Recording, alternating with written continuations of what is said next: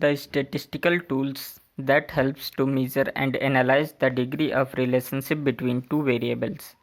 इस क्वेश्चन में पूछा गया कि ऐसी स्टैटिस्टिक्स जो हेल्प करती है मीज़र और एनालाइज करने में कि दो वेरिएबल्स के बीच में डिग्री ऑफ रिलेशनशिप कितना है।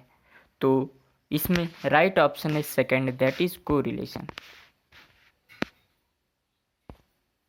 Second, the correlation is said to be positive correlation if the value of two variable changing with.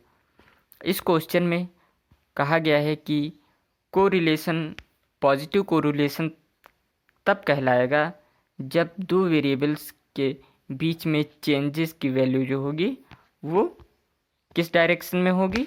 तो इसमें ऑप्शन है first, that is same direction में होगी।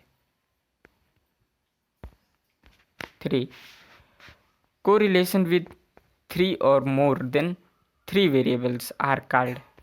इस क्वेश्चन में पूछा गया है कि कोरिलेशन जो 3 और 3 से ज़्यादा वेरिएबल्स के बीच में होता है उसको हम कहते हैं multiple correlation, that is multiple.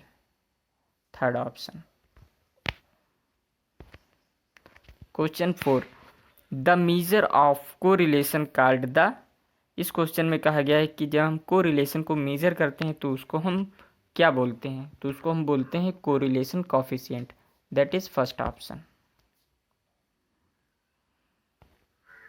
5, the method that can be use to summarise the strength of the linear relationship between two data samples. इस क्वेश्चन में कहा गया है कि ऐसा मेथड जो समराइज करता है स्ट्रेंथ, मतलब स्ट्रेंथ को समराइज करता है लीनियर रिलेशनशिप जो दो डाटा सैंपल के बीच में होता है। तो इसमें राइट ऑप्शन है second, that is calls Pearson coefficient. 6, the direction of change in the Pearson's correlation coefficient is indicated in. इस क्वेश्चन में पूछा गया है कि पियर्सन कोरिलेशन कोफिशिएंट में जो डायरेक्शन चेंज होती है वो इंडिकेट की जाती है किस साइन से। तो इसमें 4 ऑप्शन है। तो इसमें राइट ऑप्शन है both, that is positive and negative sign. Third option. 7, the value of the correlations coefficient is ranges in. इस क्वेश्चन में पूछा गया है कि कोरिलेशन की वैल्यू, कोरिलेशन कोफिशिएंट की वैल्यू की रेंजेस होती है।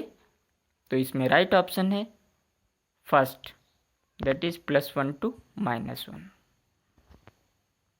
8, the scatter diagram is also called as. इस क्वेश्चन में पूछा गया कि स्कैटर डायग्राम को हम दूसरे नाम से जानते हैं, तो वह कौन सा नाम है। तो इसमें राइट ऑप्शन है third, that is dot diagram.